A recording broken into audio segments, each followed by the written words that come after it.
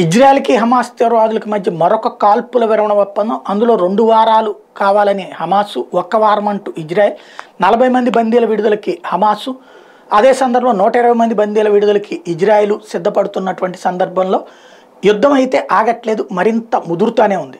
ఈ లైన్లోకి వచ్చేదాకా, అంటే ఈ ఒప్పందం లైన్లోకి వచ్చేదాకా అటాక్స్ అయితే ముదురుతూనే ఉన్నాయి. ఇజ్రాయెల్ సైన్యం గాజా లోపలికి చొరబడి కొడుతున్నటువంటి దెబ్బలు కంటిన్యూగా అవుతూనే ఉన్నాయి. ఇంతకుముందు ఉత్తర గాజాని కొట్టింది, ఇప్పుడు దక్షిణ గాజాతో పాటుగా ఖాన్ యూనిస్ ప్రాంతాన్ని, అట్లాగే తూర్పు గాజాని, మరొక వైపున అక్కడే ఉన్నటువంటి వెస్ట్ బ్యాంక్ని కొడుతున్నటువంటి సందర్భంలో లేటెస్ట్గా హమాస్ తీవ్రవాదులు ఒక రిటాలియేషన్ అటాక్ గట్టిగా ఇచ్చారు. The fighting in Gaza gets intense immediate tussle in truce talks between Israel and Hamas.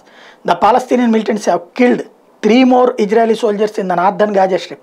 The IDF has announced the names of its fallen soldiers in the fierce Gaza battles.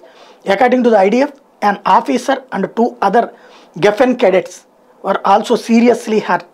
In addition, 5 other Israeli soldiers have also suffered injuries during the fight with Hamas. ఇప్పటిదాకా గాయపడ్డటువంటి వాళ్ళు సుమారు 2 నుంచి 3 వేల మంది ఉంటారు. Hamas వల్ల గాయాల పాలైన వాళ్ళు, చనిపోయినటువంటి వాళ్ళు దాదాపుగా 140 మంది వరకు ఉంటారు.